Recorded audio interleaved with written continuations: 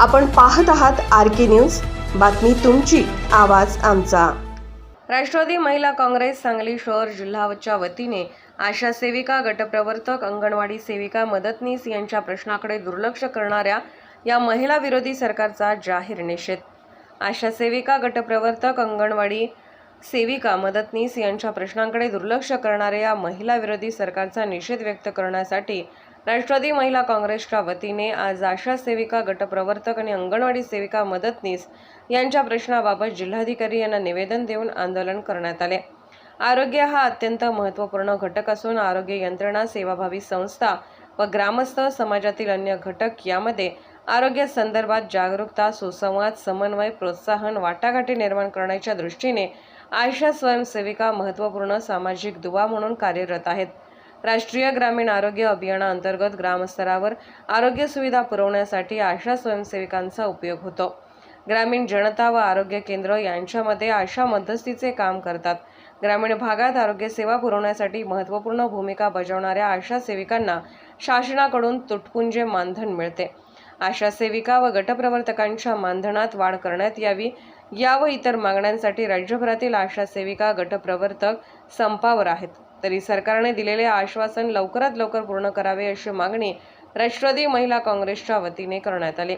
यावेळी राष्ट्रवादी महिला काँग्रेसच्या शहर जिल्हाध्यक्षा सौ संगीता हारगे, माननीय नगरसेविका पवित्रा केरीपाळे, छाया जाधव, शारदा माळी, वंदना चंदनशिवे, स्नेहा सुतार, अनिता पांगम, संगीता जाधव, रईसा चिंचणीकर, वैशाली धुमाळ, स्वाती शिरूर, संगीता हेगडे, शीतल सोनवणे, दीपाली पवार, अरुणा कांबळे, मंजुश्री कुंभार, राधिका कुंभार, सरोजा दळवी, माधुरी कुलकर्णी, नीता म्हेत्रे, वत्सला बनसोडे, निशा गवळे, अश्विनी कुंभार आदी महिला पदाधिकारी उपस्थित होत्या। आज राष्ट्रवादी काँग्रेस पक्षाचे आमचे नेते, देशाचे नेते शरद पवार साहेब, प्रदेशाध्यक्ष जयंत पाटील साहेब, त्याचबरोबर खासदार सुप्रियाताई सुळे, त्याचबरोबर राष्ट्रवादी काँग्रेस पक्षाच्या प्रदेशाध्यक्ष रोहिणीताई खडसे यांच्या मार्गदर्शनाखाली अंगणवाडी सेविकांच्या मागण्या मान्य लवकरात लवकर व्हावं यासाठी आम्ही राष्ट्रवादी काँग्रेस पक्ष सांगली जिल्हा महिला आघाडी मार्फत इथं आंदोलन केलेलं आहे। त्याचबरोबर आम्ही सरकारचा निषेध व्यक्त करत आहोत।